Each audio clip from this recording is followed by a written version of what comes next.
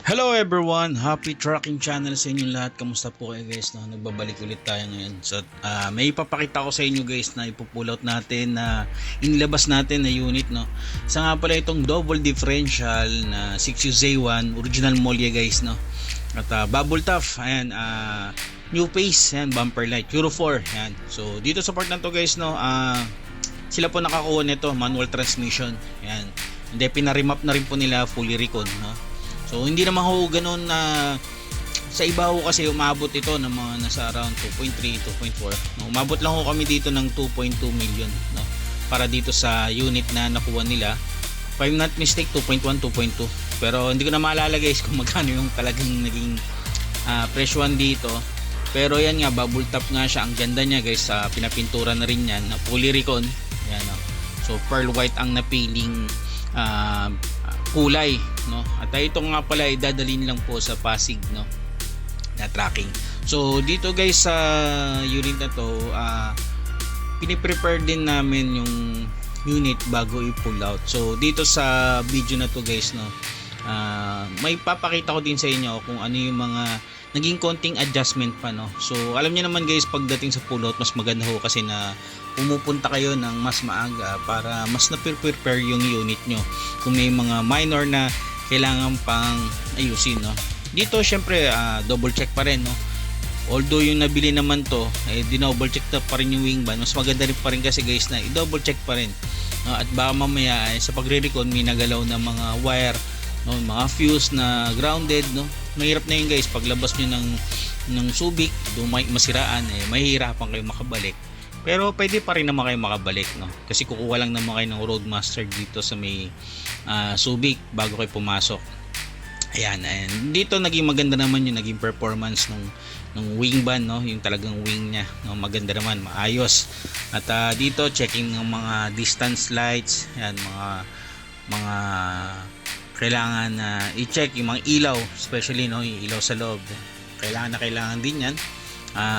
Base sa mga naging obserbasyon ko dito sa unit, maayos ho ang nakuha nila, no. So hindi din po nakakapagtaka na talaga namang napakaganda ng unit, no. Kasi before naman itong mabili nila, kaya nga po nila napili ito kasi nga approve, ang ganda ng condition, no. So tamang-tama talaga, no. At syempre yung owner gusto niya rin talaga na medyo mas pogi na rin. Dito ang nangyari dito guys, no, yung ilaw na lang naman din. Tapos itong sa mekaniko naman, talagang double check niya din yung mga tagas pa rin, no. Although na isulat na rin naman natin sa job order yung mga kailangan tanggalin na tagas. O hindi naman kinakalimutan. Ayan, ito nga pala yung nagkaroon ng problema, no. Pero yung problema na yan, minor na lang yan. Naayos na rin naman agad. Siyempre bago umalis, kailangan talagang as in 100% guys, no, na yung truck nyo in good condition bago mailabas. Kahit Japan surplus to, talaga kailangan nyo na dinodouble check. Ayan. Tapos dito umaatras yung truck. Baka may mas nakalimutan pa, no, na kailangan din na tignan palalo. So ayan, halos common lang naman din. Mas maganda guys kung magkukullaw talaga kayo, agahan yung pagpunta. Para ayan, kagaya nyan, may mga konting adjustment pa dito sa unit.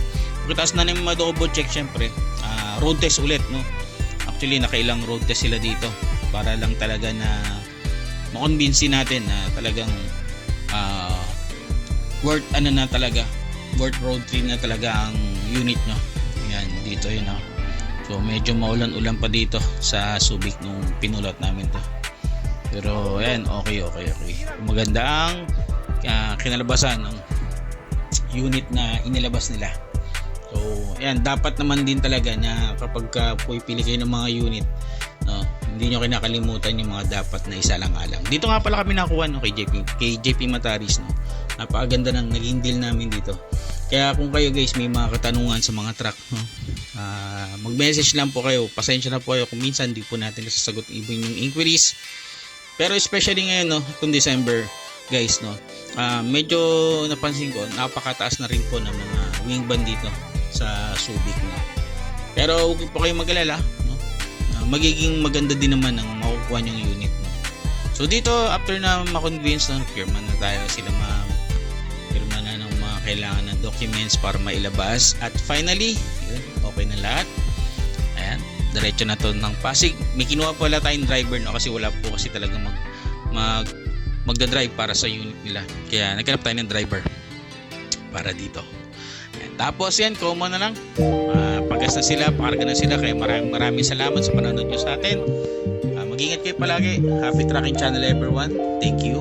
Bye-bye. And God bless.